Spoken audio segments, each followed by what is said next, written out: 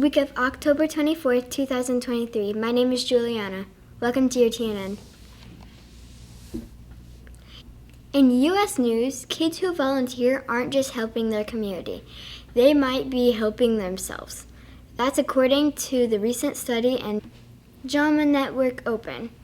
It found that volunteering through school or community groups is associated with better wellness among children and teens. The study compared kids who participated in community service with those who didn't. Kids who volunteered were 66% more likely to be considered flourishing or doing well in general. In world news, the Natural History Museum in London holds a yearly contest for the Wildlife Photographer of the Year. This year, the contest had 49,957 entries from around the world. Here are some of this year's best pictures.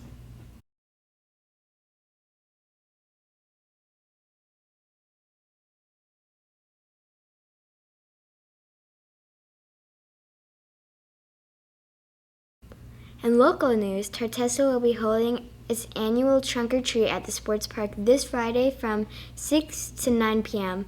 This year, there will be a pet costume contest.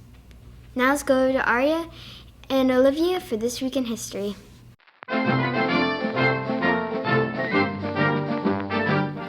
Welcome to This Week in History. My name is Aria. And I'm Olivia. This week in history, Pablo Picasso, one of the greatest and most influenced artists of the 20th century, was born in Malaga, Spain in 1881.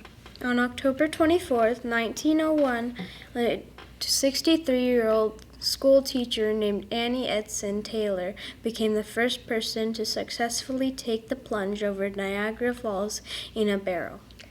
On October 26, 1881, the Earp brothers faced off against the Clayton and McClure gang in a legendary showdown at the OK Corral in Tombstone, Arizona. And at 2:35 on the afternoon of October 27, 1904, New York City Mayor George Allen took the controls on the first run of the city's new rapid transit system, the subway. See you next time on This Week in History. Thank you, Aria and Olivia. Now it's time for sports with Welcome to sports. My name is Blake. In football news, the Arizona Cardinals played the Seahawks this past Sunday in Seattle. Next weekend, they are back home to take on the Baltimore Ravens, Mrs. Kaler's favorite team. The Diamondbacks are currently in the middle of the National League Championship Series against the Philadelphia Phillies. If they win, they will move on to the World Series. Our Tonopah Valley Phoenix football took on Antelope last week. This week, they will be back home to play against Madison Highland Prep. Go Phoenix! That is all for today. See you next time on Sports News. Thank you, Blake. Now it's time for Avery for the Entertainment Report.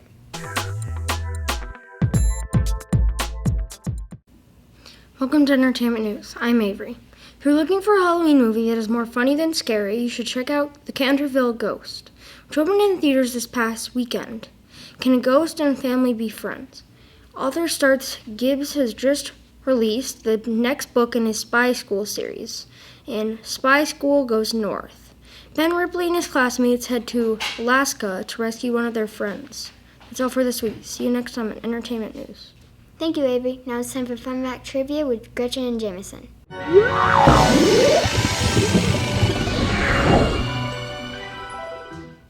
Welcome to Fun Fact Trivia. My name's Gretchen. And I am Jameson. Did you know that October 24th is National Food Day? This day focuses on healthy and nutritious foods. Your question for today is, what is the most consumed food in the world? A. Bread. B. Tomatoes.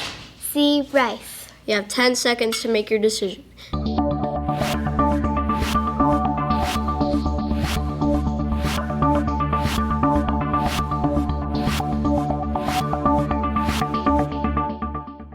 If you said C, you are correct. Rice is staple food for more than half the world's population, and it has been that way for centuries. How to observe this day? reading some food labels. Learn where the food you eat every day comes from. Challenge yourself to try a new food you've never eaten before. Plant herbs to use in your kitchen. Start a compost pile to use in your garden. Discover a healthier way to cook your favorite foods. See you next time on Fun Fact Trivia. Thank you, Gretchen and Jameson. Now let's go to Elliot for our word of the week.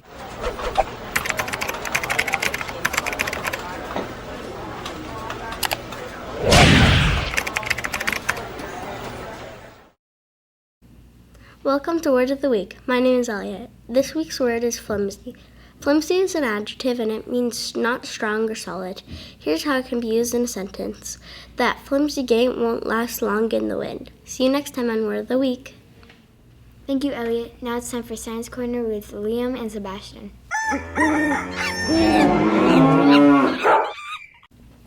Welcome to Science Time. My name is Liam. And I'm Sebastian. After graduating and earning a PhD in food science from the University of Wisconsin, Maya Warren became an ice cream scientist. Warren has pursued this dream career at Smize and Dream.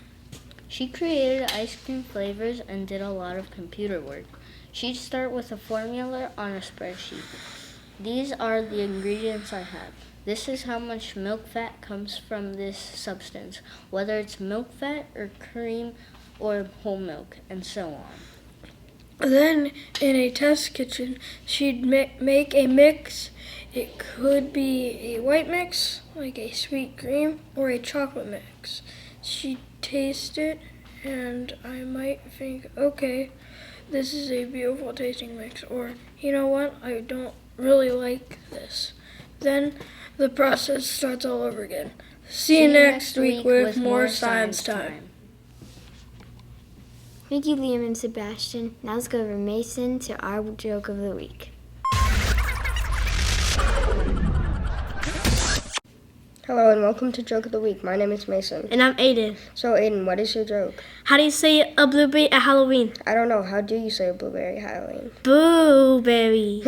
Great joke, Aiden. If you have a joke you'd like to tell on the news, have your teacher email it to Miss Kaler. See you next time on Joke of the Week. Thank you, Mason. Now it's time for the Counseling Corner with Mrs. Williams.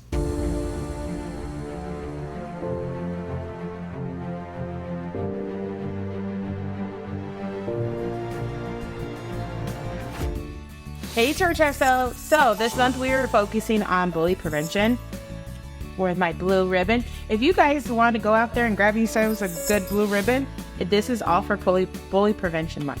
Alright guys, so today we're going to talk a little bit about what's the difference between conflict and bullying. Okay, so first of all, conflict is a problem, okay? Or a situation. So for example, if you're outside and you're playing a game and then someone changes the rules in the middle of the game, which is like really annoying, that is a conflict. That is not bullying. But if you are in class every day or you're at lunch every day and someone is physically harming you, like pushing you, or they're saying really mean things that really hurt your heart, and this is like consistent, like all the time, that is considered bullying, okay? So the difference between a conflict and bullying is conflict is a problem, something that we can solve. If you tell an adult, I'm sure that can be resolved very quickly. Bullying is something that happens all the time. Those are the two differences. So we really want to pay attention to if it's bullying or if it's a conflict. If someone says they just don't like your shoes, well, that's not very nice. But that's not bullying. If they say that every day and it's starting to hurt your heart, that's bullying. Okay, you guys? All right, so let's just make sure we're out there being kind to one another and let's have ourselves a great week. Bye. Thank you, Mrs. Williams. That's all of your episode of TNN. See you next week. Bye.